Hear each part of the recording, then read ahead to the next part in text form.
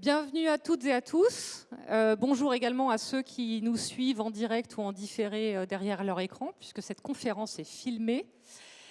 Conférence consacrée à la présentation d'un projet ambitieux, puisqu'il ambitionne d'accélérer la décarbonation du transport routier de marchandises en Europe.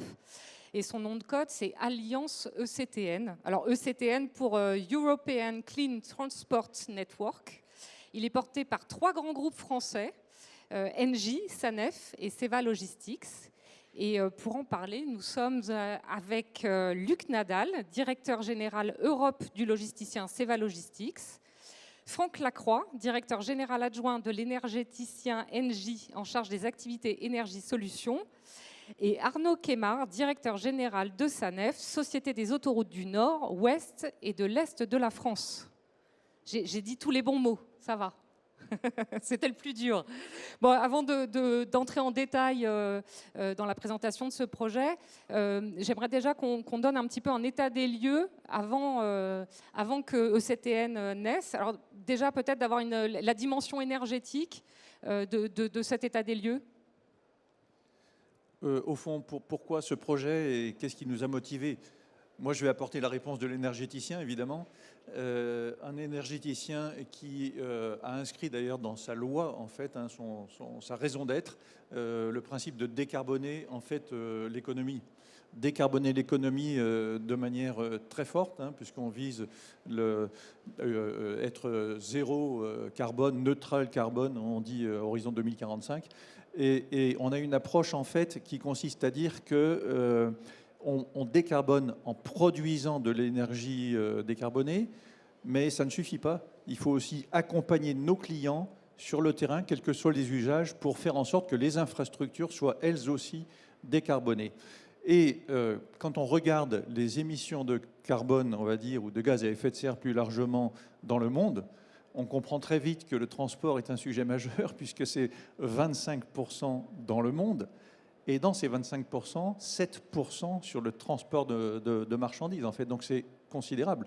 En Europe, ça l'est encore plus, puisque le transport, ce n'est pas 25%, c'est un tiers des émissions de gaz à effet de serre. Donc voilà, c'est ça la motivation de l'énergéticien qui considère qu'il faut se battre sur tous les rayons, avec toutes les armes possibles et imaginables. Et c'est la raison pour laquelle nous avons considéré que ce projet était un projet effectivement très intéressant et qu'on souhaitait apporter notre savoir-faire autour de la table. Très bien. Et Arnaud, peut-être aussi d'avoir le contexte, l'état des lieux au niveau des infrastructures.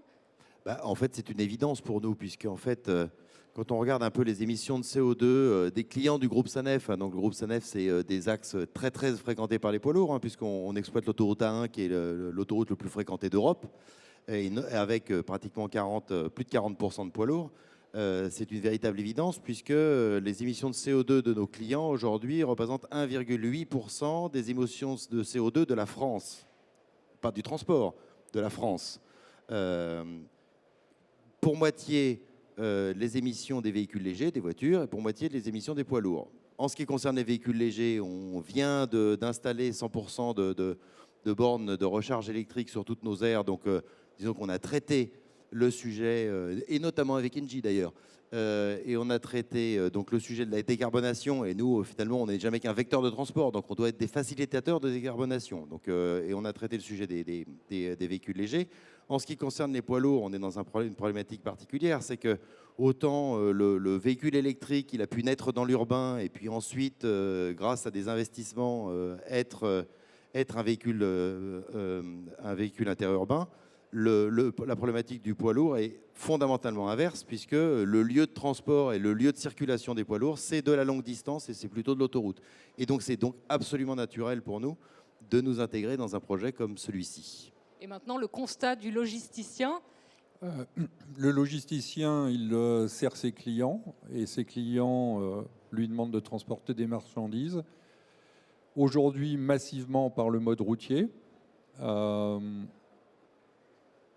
Pour chaque demande de nos clients, nous analysons quel est le meilleur mode de transport. Lorsque nous pouvons faire du rail, nous faisons du rail.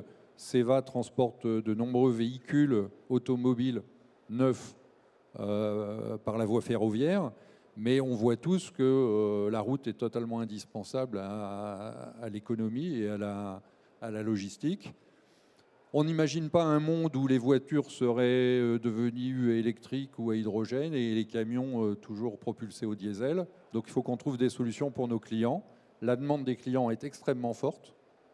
Aujourd'hui, il y a des expérimentations, biogaz, hydrogène, mais il faut un dispositif plus systématique. Et c'est l'objet du projet dont on va vous parler. Le deuxième aspect du logisticien, c'est qu'il constate un changement sociologique assez lourd du monde de la route. Le métier de conducteur de camion longue distance, c'est-à-dire découchant, est de moins en moins attractif dans notre pays, mais également dans les pays de l'Est. C'est fini le temps où les Roumains et les Bulgares embrassaient cette profession et traversaient l'Europe. On sent que c'est un changement sociologique lourd et on pense qu'il y a des moyens de répondre à cette attente tout en relocalisant également les emplois. Vous savez qu'au début des années 2000, fin des années 90 et début des années 2000, avec l'ouverture de l'Europe aux pays de l'Est, il y a eu un appel d'air extrêmement favorable aux routiers étrangers, ce qui s'est fait au détriment du pavillon national, ce qui a posé des problèmes d'emploi. On a aussi des solutions pour rééquilibrer les choses. Et justement, en quoi consiste l'alliance ECTN? Qu'on entre un petit peu dans le détail.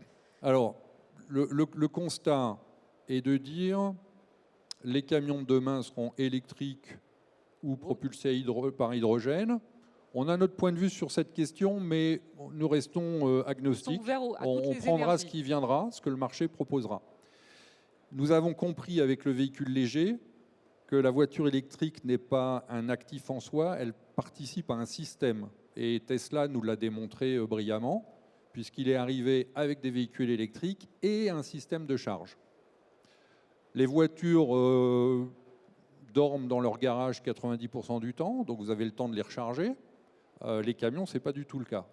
Notre conviction, c'est qu'il faut offrir au moment où les camions propres vont apparaître sur le marché, et ils apparaissent d'ores et déjà, il faut offrir une infrastructure de recharge bien pensée, permettant des charges rapides, ce qui veut dire des chargeurs à 1 MW, de sorte à décarboner rapidement le transport routier longue distance. J'ajoute que la durée de vie d'un tracteur longue distance, c'est de l'ordre de 6 ans. Et donc, on peut décarboner rapidement pour peu que l'infrastructure soit disponible. Et ECTN vise à créer cet environnement-là, c'est-à-dire à créer des terminaux où où la collectivité pourra peser les camions, parce qu'on a aussi pour l'infrastructure un vrai enjeu de vérifier le tonnage des véhicules, charger ces camions, organiser des relais. Et pour le décrire de manière très, très brève, il s'agit de penser un réseau d'une 60aine de terminaux en France, 320 terminaux en Europe, capable, en supposant que ça soit le mode électrique qui finalement emporte la mise, de charger jusqu'à 80 camions en parallèle, et que selon nos estimations, en déployant cette infrastructure connectée aux autoroutes, aux échangeurs autoroutiers, alors on pourra décarboner assez massivement le transport routier longue distance. Notre évaluation, c'est qu'on pourrait aller jusqu'à 42 millions de tonnes de CO2 évitées et 15 millions de tonnes de gasoil sauvegardées une fois qu'un tel réseau serait déployé. Ce réseau n'étant absolument pas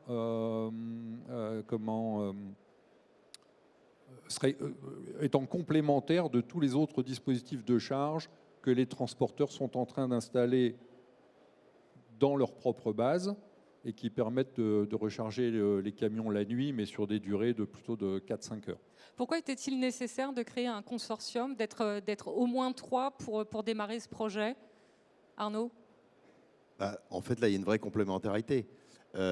Ici, en fait, on allie un énergéticien, parce qu'il y a une problématique, donc moi je ne suis pas énergéticien, mais une problématique d'amener d'énergie qui est particulièrement importante. On est dans des dimensions très, très, très, très hautes par rapport à ce qui peut exister aujourd'hui sur des infrastructures de charge de véhicules légers, ça c'est évident. Un métier de la logistique, et chacun son métier, les vacherons bien gardés, un métier de la logistique qui a ses spécificités en termes de clientèle, mais aussi en termes de problématiques sociales. Et puis un métier de concessionnaire, puisque finalement, je l'ai dit, le transport routier se fait principalement sur l'autoroute,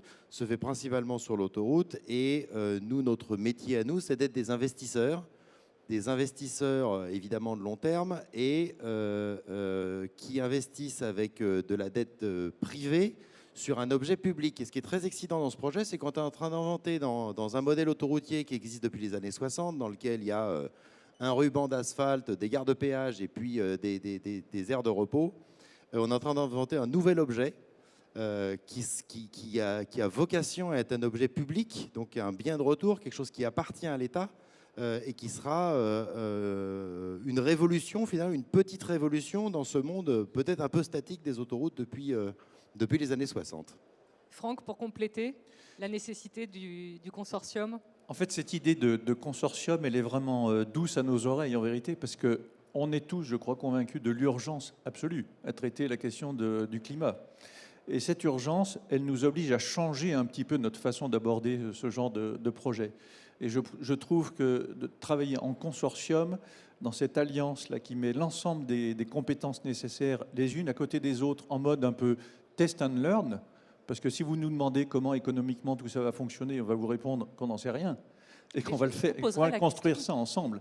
Et je crois que c'est ça la force de cette démarche. En tous les cas, pour nous, on est vraiment dans cette logique-là, être en mode vraiment agile, co-construction. Et d'ailleurs, c'est un truc qui nous anime chez Engie avec l'ensemble des acteurs. Hein. Je pense qu'on fait la même chose avec le monde de l'aviation, on fait la même chose dans le monde maritime. Je pense que c'est une absolue nécessité si on veut aller vite. Alors, ce projet, il dépasse Seva Logistics. Il est pensé par nos équipes en disant, si nous n'obtenons pas ce type de dispositif, nous n'arriverons pas à décarboner les services que nous offrons à nos clients. Et donc, nous serons en situation d'échec. Il dépasse très largement. Nous avions besoin, lorsqu'on a eu l'idée de ce projet, d'un gestionnaire d'infrastructure capable de nous dire eh ben, un terminal de cette taille-là, positionné comme ça par rapport à un de nos échangeurs, ça va coûter tant. Et je pourrais vous expliquer pourquoi on a besoin que ça soit connecté très proche de l'autoroute, proche d'un échangeur, parce que nos camions, il faut qu'ils puissent faire demi-tour hein, si on veut des relais. Ce qui différencie un peu des stations-service, parce que les stations-service, vous ne pouvez pas passer de l'autre côté. Et on a aussi besoin d'un énergéticien qui puisse suivre les évolutions technologiques et nous dire une borne de charge à hydrogène, ça va être capable de cracher tant de litres d'hydrogène heure à 700 bars, ça va coûter tant, et un chargeur 1 mégawatt, ça va coûter tant, et voilà à combien vous pouvez espérer sur le long terme obtenir le mégawatt. Le système que nous pensons et pour lesquels nous nous sommes associés pour faire l'étude de faisabilité et un proof of concept, c'est-à-dire le faire tourner à toute petite échelle pour le préfigurer, ce consortium me paraissait totalement nécessaire pour être capable de délivrer quelque chose de réaliste, de faisable. Tout à l'heure, la conférence précédente, il y avait le mot innovation sur le mur. Je cherchais des partenaires innovants, prêts à s'engager pour défricher un tel projet. Ouais. On a vu naître la voiture électrique. On a vu les difficultés au tout début de compréhension du fait que la voiture électrique sans ses chargeurs, ce n'est rien. On a vu l'Amérique débouler avec des voitures électriques et des superchargeurs. Cette fois-ci, il faut que nous prenions le sujet entre nos mains et qu'on ne refasse pas les mêmes erreurs, qu'on soit plus rapide dans l'exécution. Voilà. Franck parlait du test and learn et vous avez commencé à en parler. Il y a une expérimentation qui est en cours. Est-ce que vous pourriez donner des détails plus précis sur cette expérimentation? Alors, on va expérimenter sur l'axe nord-sud entre Lille et Avignon. On va faire un proof of concept avec des relais entre des terminaux de charge, des points de charge. Ça va engager une vingtaine de camions.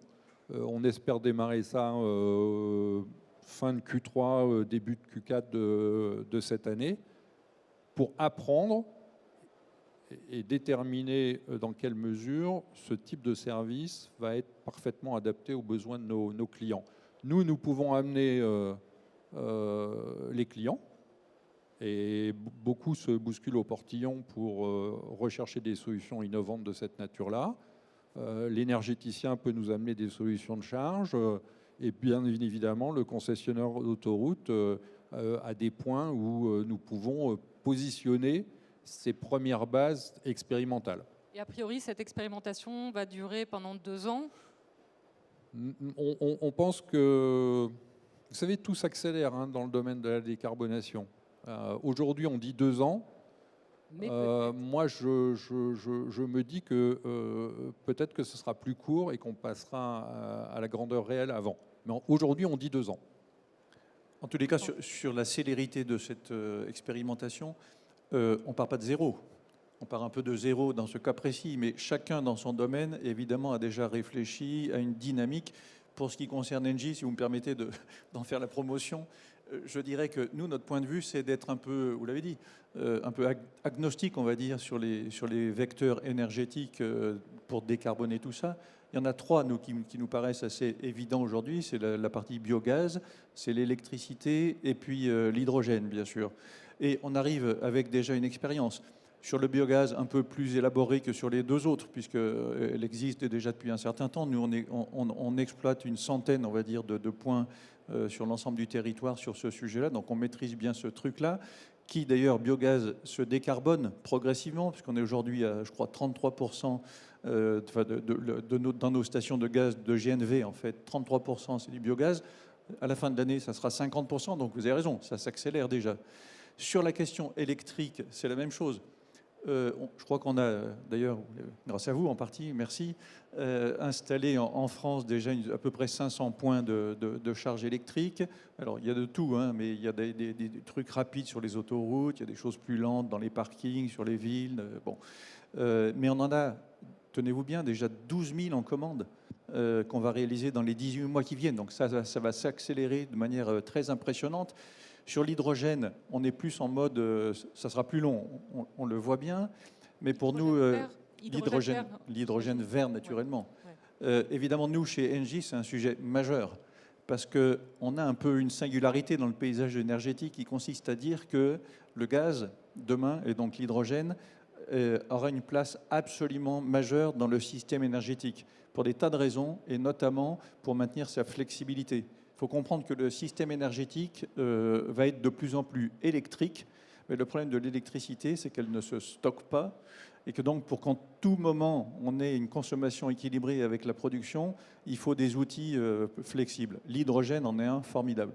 Et donc on a aujourd'hui dans le monde une centaine de grands projets d'innovation, de tests et de choses comme ça qui sont enclenchés pour faire de la production d'hydrogène verte à grande dimension, une trentaine, et puis des projets beaucoup plus proches du terrain, on va dire, et notamment sur des stations de livraison d'hydrogène pour le transport, la mobilité. On a un projet qui s'appelle Impulsion, par exemple, dans les vallées de l'Isère, enfin dans ces coins-là des Alpes, et on en a à peu près une vingtaine de points qui sont en train d'être construits. Donc on va arriver progressivement, on est vraiment dans ce mode de test and learn sur une dimension différente, qui est la dimension des gros transports, et on va avancer, et peut-être en accélérant, vous n'avez pas tort.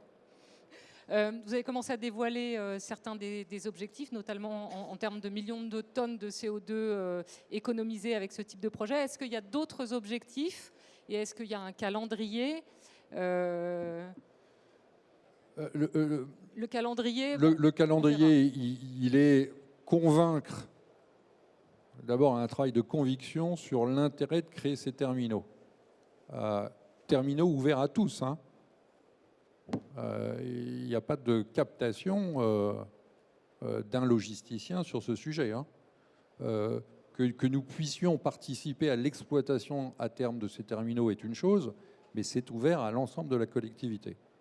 Donc, le premier enjeu, c'est de provoquer cette prise de décision qui sera infiniment moins coûteuse que d'autres projets beaucoup plus de sorte de route ferroviaire. Hein. On peut imaginer de mettre des caténaires le long des autoroutes. Nous, on pense que ça va avoir un coût infiniment plus important que le projet que nous défendons.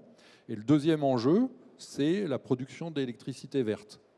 Mais nous sommes convaincus que les acteurs économiques doivent prendre des initiatives avant même que nous ayons la garantie que l'électricité soit verte.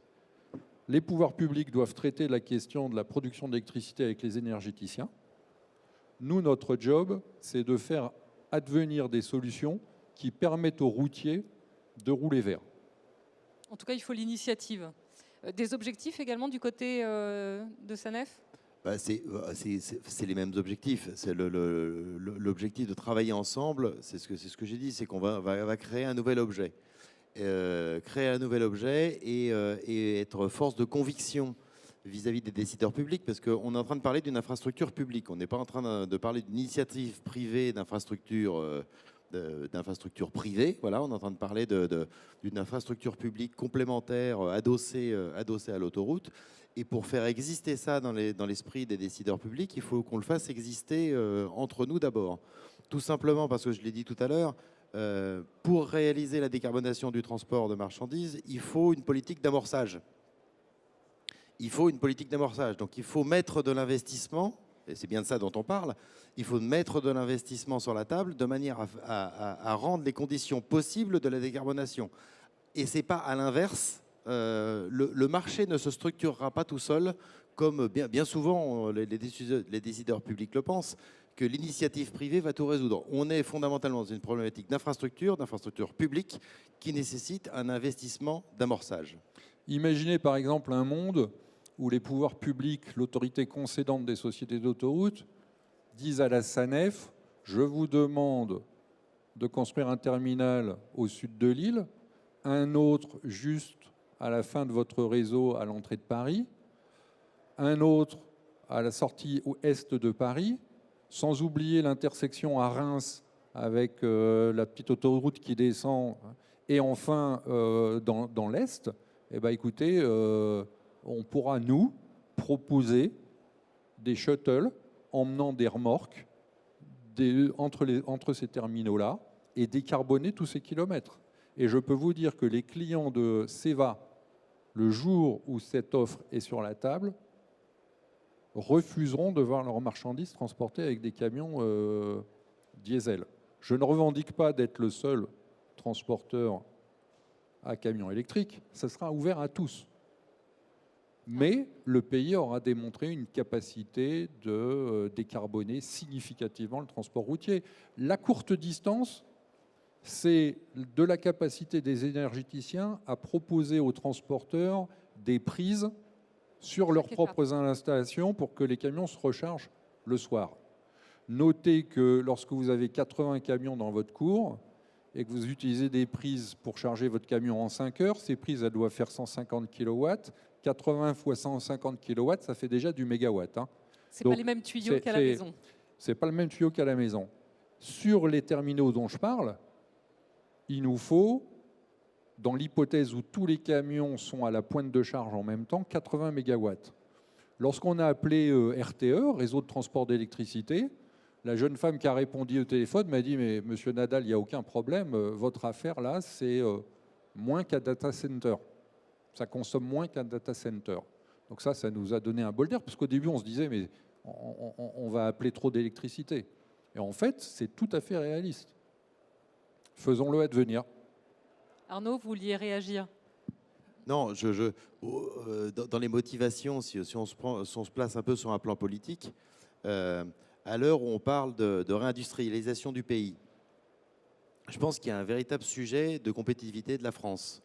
Parce que lorsque le poids du transport, le poids de la logistique pèse lourd dans le bilan carbone d'un produit, il y a évidemment un risque de non-réindustrialisation ou de désindustrialisation si en fait les infrastructures du pays ne sont pas capables d'offrir un bilan carbone, enfin de contribuer à l'abaissement du bilan carbone des produits. Alors ça peut paraître un peu éloigné, mais je pense que c'est une vraie réalité. On va se retrouver aussi dans un moment où dans un marché mondial, un marché européen voire mondial, le poids du transport dans le bilan carbone va devenir important. Enfin, c'est ce que vos clients vous disent, hein, en gros, et que ça devient effectivement un sujet d'industrialisation du pays si on le regarde du point de vue de politique publique. Et notre pays est parfaitement positionné sur la carte lorsque vous pensez à tous les transits, Benelux, Espagne. Et en multimodal, pas seulement sur la route, effectivement. Oui. Franck. Et j'ajoute d'ailleurs que sur les infrastructures pour générer ces énergies vertes, en fait, l'idée du multi-usage est aussi fondamentale. Bien sûr que là, on parle d'un usage bien spécifique, mais pour amortir un investissement conséquent hein, sur la production, l'acheminement, etc., la distribution, l'idée d'ouvrir à tous les usages du territoire a aussi beaucoup de sens. Et on sera un peu attentif à cette réflexion, bien sûr. Vous parlez effectivement des investissements qu'il va y avoir. Est-ce qu'il y a un modèle économique qui est déjà pensé pour ECTN ou est-ce que finalement, ce n'est pas tellement le sujet? En fait, il faut amorcer le projet, puis on construit au fur et à mesure? Une courte réponse là-dessus. L'étude de faisabilité doit nous permettre de positionner les briques et de savoir de quoi on parle sur le plan financier. C'est pour ça que dès que Franck pourra me dire ce que coûte une borne mégawatt, je serai fort heureux, sachant que c'est un produit qui est encore en cours de développement. Mais il faut amorcer la pompe. De toute manière, il faut amorcer la pompe. Sinon, on est parti pour 2050. Arnaud? Non, mais évidemment, c'est bien l'objectif de cette étude qu'on réalise ensemble, ce proof of concept, de fixer des ordres de grandeur de coûts. Après, ce qu'il faudra effectivement regarder, c'est quel investissement est nécessaire. C'est une cost-benefit analysis, hein, c'est-à-dire quel est le coût de la tonne décarbonée. Et j'ai assez confiance dans le fait que par l'ingéniosité du dispositif, on arrive à un coût de décarbonation de la tonne décarbonée qui soit particulièrement compétitif, surtout en comparaison de très grosses infrastructures extrêmement lourdes, peu évolutives. Un des gros avantages de ce dispositif, c'est qu'il est hautement évolutif. C'est que vous n'êtes pas forcé, pour commencer à décarboner, d'avoir équipé de la France entière, ou l'Europe, enfin la France et l'Europe entière. Et donc je pense que ce dispositif sera extrêmement compétitif. Est-ce qu'il va résoudre 100% de la problématique de décarbonation des poids lourds? Non. Enfin, non. Enfin, on n'a pas inventé la pierre philosophale à décarboner.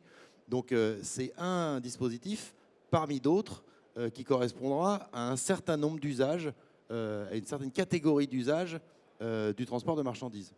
Franck? Et j'ai envie de dire que ce qui est intéressant aussi dans ce dossier-là, c'est son côté moyenne de taille, en fait. Ce n'est pas l'énorme infrastructure, ce n'est pas non plus quelque chose de très diffus, c'est entre les deux. Et il y a probablement, et notre expérience va nous permettre de trouver un espèce de point optimum là, à trouver sur le dimensionnement, la mixité énergétique, le positionnement, la fréquentation, en regardant de près aussi des questions très pratiques, hein, très pragmatiques, de la surface à avoir, du temps qu'il faut pour recharger les chargeurs, etc. Enfin, voilà, c'est cet ensemble-là, et c'est une équation assez intéressante en vérité, à laquelle on s'attaque tous ensemble. Vous l'avez dit en préambule, hein, le projet n'a pas pour vocation d'avoir qu'un seul logisticien en son sein. L'ouverture à d'autres partenaires est possible. Donc, logisticien, et quel autre type d'entreprise Aujourd'hui, nous sommes tous les trois pour défricher. Donc, d'ailleurs, on est assez fiers. Les explorateurs. On est assez fiers d'explorer ensemble. Ensuite, le système est ouvert à tous. On aura besoin, pour peu que l'on mette en place des navettes pour transporter les remorques, on aura besoin d'un assureur. On va avoir besoin d'une équipe IT, parce qu'il faudra prendre des rendez-vous si on fait du relais. Ce sera à la fois des stations-service, ces terminaux seront à la fois des stations-service ouvertes à tous et aussi la possibilité de faire des relais. J'arrête mon tracteur électrique, je le branche, j'en prends un autre, je repars. Bon. Donc il y a une multitude d'acteurs qui peuvent être potentiellement intéressés, à la fois comme clients, mais également comme fournisseurs de briques de service à ce système-là. Contributeur en fait au projet. Absolument. Ouais. Et d'ailleurs, vous parlez de ces relais, ça répond à la question sociologique. Alors, ça répond à la question sociologique parce que ça permet de dire aux chauffeurs, vous pouvez faire des allers-retours entre ces terminaux. Et un autre collègue va faire le leg d'après. Et puis, autant je pense que je ne verrai pas un 44 tonnes autonome sur la place de l'Étoile, autant j'espère voir dans ma vie un camion autonome confiné, je dis bien confiné, sur le sous-réseau autoroutier, c'est-à-dire l'autoroute, ses échangeurs et ses interconnexions avec le réseau 2x2 voies, puisque la Bretagne, qui est chère à mon cœur, n'est pas couverte d'autoroutes pour des raisons qui datent de bien longtemps. Mais j'espère quand même que le réseau 2x2 voies breton soit équipé avec des capacités de charge. Voilà.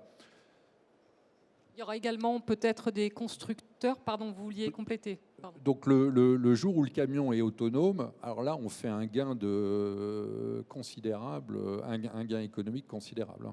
Ce n'est pas pour demain, mais le fait que ces terminaux soient en proximité immédiate des échangeurs autoroutiers est un point clé pour faire advenir cette possibilité. Et puis, il y a effectivement aussi les constructeurs de camions. Hein. On a essayé un camion électrique avec les équipes de CEVA sur l'île Paris. On peut même exprimer des recommandations sur la taille de la batterie en fonction de la masse. Donc, nous espérons attirer les constructeurs de camions et éviter qu'on attende le semi, puisqu'il s'appelle semi, de Tesla, pour disrupter le marché européen. Hein. Donc, on aimerait que les constructeurs de camions s'intéressent au sujet. Alors là, on parle des batteries, du coup, je pense à une petite question. Le temps de charge, parce que ça fait partie quand même de la problématique du transporteur. Quel est le temps de charge ? Alors, les chauffeurs routiers, il faut qu'ils fassent des pauses. Hein. De toute façon. Un chronotachygraphe. Bon. La batterie, vous ne la déchargez jamais complètement, vous ne la chargez jamais complètement. Si vous respectez ça, en 35 minutes, vous avez récupéré la capacité pour aller au terminal suivant. Donc ça fait des pauses naturelles. Et le temps de charge est bien évidemment supérieur au temps de chargement en hydrogène ou en diesel. Mais il n'est pas dirimant, hein. Il n'est pas dirimant parce que s'il était dirimant, les conducteurs de voitures électriques ne supporteraient pas de traverser la France en véhicule électrique. Et j'en suis un. Bon, bah, vous prenez un café, il est un peu plus long qu'avant, et puis vous vous rechargez. Ça suppose un chargeur 1 mégawatt. Et un chargeur 1 mégawatt, c'est 6 fois la puissance de crête qu'absorbe une Tesla quand elle s'arrête. Et comme un camion, ça consomme à peu près 5 à 6 fois ce que consomme une voiture, si vous avez un chargeur 1 mégawatt, eh ben, vous avez le même temps d'attente qu'un véhicule. Franck disait que c'était la même durée. Oui, on est d'accord. Avec ma jeunesse chez Engie, parce que j'ai rejoint le groupe il y a seulement 2 mois, je confirme que vous avez raison. Et alors, même si on est encore au tout début du projet, est-ce que vous avez déjà listé la somme de défis qu'il faudra relever dans les années à venir ? Selon vous, quels seront les plus gros à relever ? Moi, j'en vois 2 avant que tout ne puisse rouler. 1, convaincre de l'intérêt de faire ces investissements. Moi, je ne demande pas au pouvoir public de le décider sur les 60 terminaux de France, mais de s'engager en disant de toute manière cette infrastructure sera utile. Donc convaincre les pouvoirs publics. Voilà. Et le deuxième sujet, c'est d'avoir de l'électricité verte. Alors, comme on a une pensée au début très franco-française, puisque nous sommes français, alors on pense à un pays dont l'électricité est d'ores et déjà assez verte. Mais il faut aussi qu'on pense aux pays de l'Est. Là-bas, on peut parfaitement utiliser des navettes au biogaz. C'est-à-dire que le modèle applicable en France, qui serait le camion électrique et hydrogène, parce que l'hydrogène, son intérêt, c'est qu'elle stocke l'énergie, même si pour produire de l'hydrogène, le rendement pour l'instant n'est pas top. Hein. On sait que c'est 1 pour 3 à peu près, hein. Mais en tout cas, ça stocke de l'énergie. En revanche, dans d'autres territoires en retard pour la production d'électricité verte, on peut parfaitement avoir des camions au biogaz. Et à ce moment-là, on a décarboné bien au-delà de notre pays. C'est vrai que dans l'ouverture du projet, on a parlé des différents types d'entreprises, mais il y a aussi les nationalités des entreprises. Parce que là, on est effectivement sur le territoire, mais on parle du transport de marchandises au niveau européen. Et donc là, il y a des relais qui devront se faire entre énergéticiens, concessionnaires d'autoroutes. On est évidemment ouvert, hein. C'est le principe de cette alliance. Hein. Si on n'est pas dans un pays, il faudra bien qu'un autre énergéticien puisse répondre présent, et on l'aidera bien sûr à le faire. Oui, alors évidemment, ça va nécessiter des coopérations. Le groupe SANEF appartient à un groupe espagnol qui s'appelle Abertis, qui est le plus grand gestionnaire d'infrastructures du monde. Et on a des autoroutes en Espagne, on a des autoroutes en Italie, donc on en a au Chili aussi, mais ça va être un peu loin, je crois, non donc voilà, donc ça fait partie aussi de la dimension. On sait aussi rajouter cette dimension internationale. De toute façon, il y a quelque chose qui va forcer la décision de façon ou d'une autre, parce qu'il y a un règlement européen qui s'appelle AFIR, qui est en train de passer au Parlement européen, qui va obliger les États membres, à l'aune de 2025 pour une première étape et 2027, si je ne m'abuse, pour une étape suivante, à installer de toute façon des bandes de recharge à hydrogène et électrique pour les poids lourds, avec des recommandations en termes de puissance. Voilà. Donc de toute façon, et les deux choses ne sont pas antagonistes.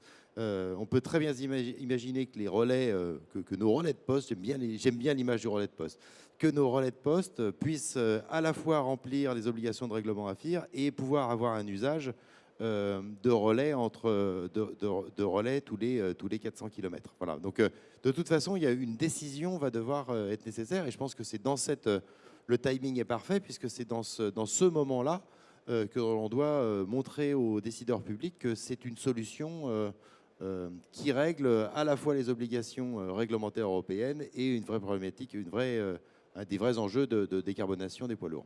Alors, Luc a parlé de deux grands défis. Est-ce que tous les deux, Franck et Arnaud, vous en avez d'autres en tête ? Non, sur la partie de l'énergéticien, c'est évident que son défi, c'est d'optimiser les coûts, c'est d'assurer la mixité adéquate en fonction de la maturité dans chacun des pays. Hein. Ça, c'est à peu près certain. Le groupe Engie, il investit énormément sur l'énergie décarbonée. Il faut savoir que on est sur une lancée et des investissements qui sont considérables. Entre 2023 et 2025, on va investir 13 milliards d'euros pour faire de la production décarbonée, solaire, éolien, etc., offshore en particulier. Donc c'est absolument considérable. On est aujourd'hui à 38 gigawatts de production décarbonée dans le monde. On va arriver à 80 l'objectif d'ici 2030. Donc c'est tout à fait considérable. Donc on investit sur ces productions, mais aussi vraiment, j'insiste là-dessus, sur notre capacité à aider les infrastructures du territoire à se décarboner. Et donc voilà, notre défi au fond, c'est d'accélérer tout ça, parce qu'on a un petit problème de ressources, comme dans tous les métiers. On cherche des gens qui viennent nous rejoindre pour avancer là-dessus. Et comme la demande est vraiment croissante, parce que tout le monde prend des engagements de plus en plus importants dans un horizon de temps qui ressemble à son voisin, 2030, il y a un premier engagement, 2040, derrière un deuxième. Voilà, on est vraiment dans l'idée de comment faire pour, peut-être d'une certaine manière, industrialiser plus vite notre savoir-faire. Et une expérience comme celle-ci, c'est la première étape à l'industrialisation. On va plus vite pour apprendre ensemble, et derrière, on doit dérouler. C'est ça notre défi, je pense. Arnaud, un élément supplémentaire ? Non, sur les enjeux, il y a un enjeu technique, c'est qu'il va falloir repenser l'infrastructure, parce que on citait 80 camions, donc 80 camions qui chargent sur une aire, la possibilité de faire un demi-tour, parce que le principe même, c'est de pouvoir faire un demi-tour et sans perte de temps. Donc ça veut dire qu'il y a à repenser l'infrastructure. Le deuxième enjeu, c'est d'être assez convaincant. Et d'expliquer qu'effectivement, ça n'est pas la solution à tout, mais que ça résout une partie du problème. Parce qu'il y a un prisme naturel qui est d'essayer de trouver la solution, le one size fits all, donc la solution qui résout à la fois le court distance, le longue distance, l'international, le national. Je pense que c'est pas notre enjeu, c'est pas notre objectif, voilà. Et qu'il faut accepter de faire des investissements d'amorçage pour commencer à amorcer la pompe, hein, c'est bien ça, amorcer la pompe de la décarbonation des poids lourds. Avant de passer le micro au public, donc tenez-vous prêts. Sarah vous amènera un micro. Préparez-vous. Donc je vais poser une dernière question. Comment rester agile et innovant quand on est 3 gros groupes comme les vôtres? Est-ce que c'est possible? Enfin, là, vous en faites en partie la démonstration, mais selon vous, qu'est-ce qui... Moi, je vois aucune contradiction entre la taille et la capacité à innover. C'est plutôt une question de mindset. J'ai une anecdote que je peux citer, hein. On a beaucoup travaillé du temps de GEFCO sur l'ADN de la société, sa raison d'être, le why. Et on a sorti 10 principes d'action. J'ai interrogé, en faisant un tour du monde, j'ai interrogé 2000 cadres en disant sur nos 10 principes, quels sont ceux dont vous estimez que nous les incarnons véritablement, que nous les mettons à l'épreuve tous les jours, et quels sont ceux sur lesquels nous nous payons de mots. Ils m'ont dit, non mais GEFCO explore ou innove, c'est faux. Bon, bah là, on a compris le message. On a créé l'Innovation Factory. N'importe quel tandem de GEFCO pouvait envoyer une vidéo de 3 minutes pour expliquer son projet. Elle était lue, analysée. Les personnes étaient sorties de leur hiérarchie pour travailler sur le sujet. Ce n'est pas une question de taille, c'est une question de désir. De désir. Dans un groupe comme le nôtre, c'est vrai qu'on est un peu lourd, hein, comme tous les grands groupes. Je crois que le maître mot, en fait, c'est la transversalité pour nous. Hein, parce que ce qui est terrible, voilà, c'est quand chacun résonne dans son sillon. Ça, on l'a totalement inscrit dans notre objectif, dans notre nouvel ADN, en fait. Puisqu'on est un groupe intégré, c'est vraiment de travailler ensemble dans les circuits courts. Et ça, je crois que ça peut vraiment faire la différence. On est en tous les cas parti dans cette direction et je trouve que les résultats sont assez saisissants. Moi qui vois avec un œil encore un peu neuf ENGIE, je suis frappé par ça. Une vraie capacité. Ça crée une dynamique. Ça crée une dynamique extraordinaire. Et la transversalité et l'obsession de l'industrialisation. Ne pas réinventer l'eau chaude dans le monde alors qu'on l'avait sous les yeux dans une autre partie du monde. Arnaud ? Alors nous, c'est un peu différent parce qu'on est une PME, hein, on est une PME avec des gros chiffres. Donc on a plusieurs avantages dans ce monde, dans ce paysage des sociétés d'autoroutes françaises. Finalement, on est le plus petit en taille. On n'est pas une filiale d'un grand groupe de BTP. Donc on ne fait que de la concession autoroutière. Et donc par définition, on est forcé d'être innovant. Voilà. Et puis on a effectivement une taille qui est voilà, des gros chiffres certes, mais une taille qui est relativement réduite, et d'excellents ingénieurs, voilà, et d'excellents ingénieurs. Si vous voulez attirer des talents, et aujourd'hui c'est la guerre des talents, vous n'avez pas le choix. Donc c'est une question de désir, mais c'est aussi une nécessité. Merci à tous pour votre attention et puis merci à tous les 3 pour cette présentation. Merci à vous. Merci beaucoup. Merci.